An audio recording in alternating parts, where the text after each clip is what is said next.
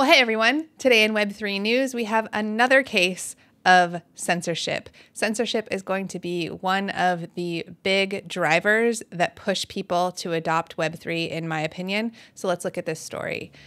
Dr. Joseph Mercola, who was one of the early adopters of web technology, had a very old website. He tweeted that Chase Bank shut down his business bank account along with the accounts of his CEO, CFO, and their family members, which is just absolutely insane. I stumbled upon this tweet because Eric Weinstein tweeted about it. He said, "Should people we don't like be allowed to place phone calls? Should those with whom we disagree be allowed on airplanes? May those we find abhorrent be allowed to use hospitals? Should the worst of us be allowed electricity? Please keep laughing at the ridiculous questions I have been asking." And I particularly appreciate these questions because when people talk about their concerns with Web3, I can't help but think about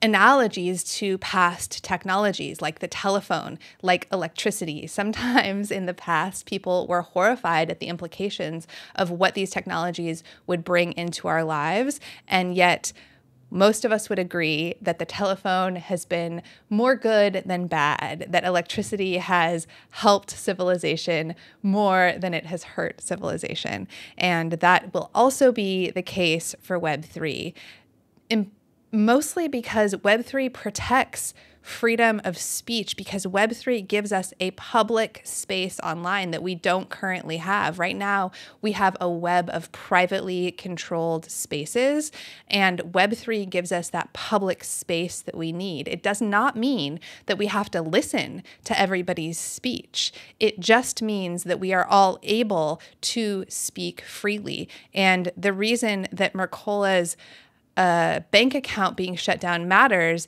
is that, I sum this up by saying that money is speech in the Citizens United finding, that freedom that some people use money to exercise their freedom of speech, and that the First Amendment, ensures our freedom of speech. And that's why this is so alarming. This isn't just happening so the other thing I just want to note before I move on in talking about this is that Mercola has been a censored individual in a number of ways. This financial sort of censorship is only the most recent.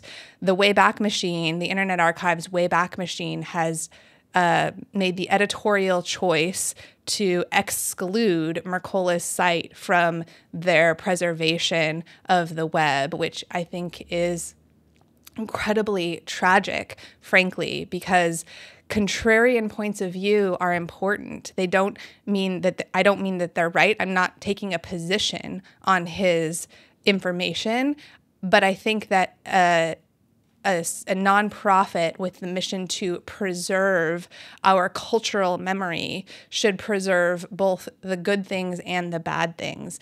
We don't want to forget if we've made mistakes. We want to learn from them.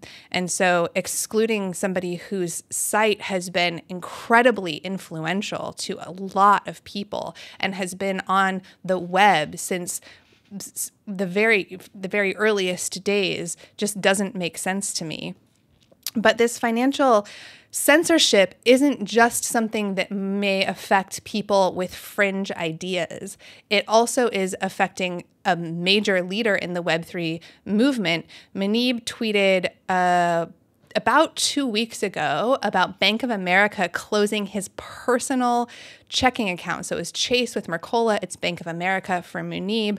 But regardless, these people are being financially censored by closing down their accounts, whether for, potentially sharing quote unquote misinformation, or in Muneeb's case, he thinks that it's because he used that account for Coinbase transactions on a regular basis. He did have his account reinstated because he has almost 100,000 followers on Twitter and was able to make a lot of noise about that.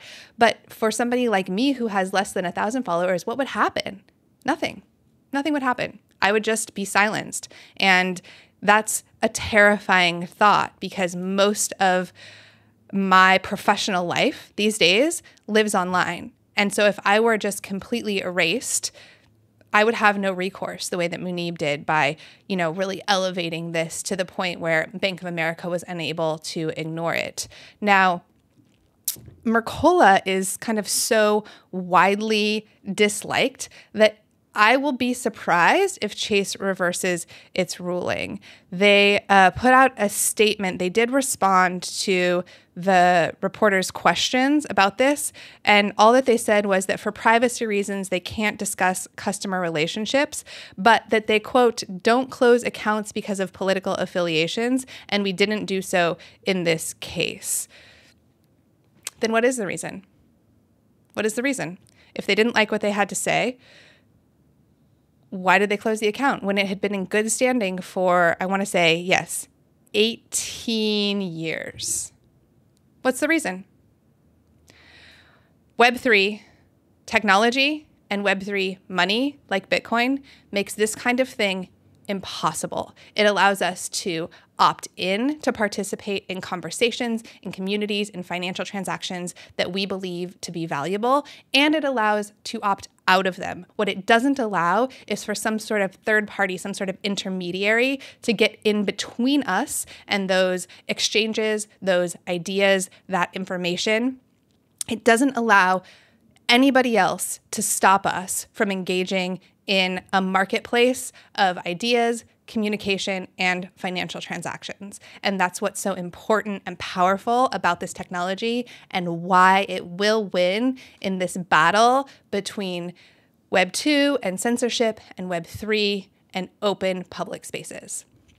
We are testing this new format. Tell us what you think in the comments below. We're still going to do our Web3 weekly recap on Friday afternoons. But for now, we like to give you just a quick overview of today's top story. Have a great one, guys.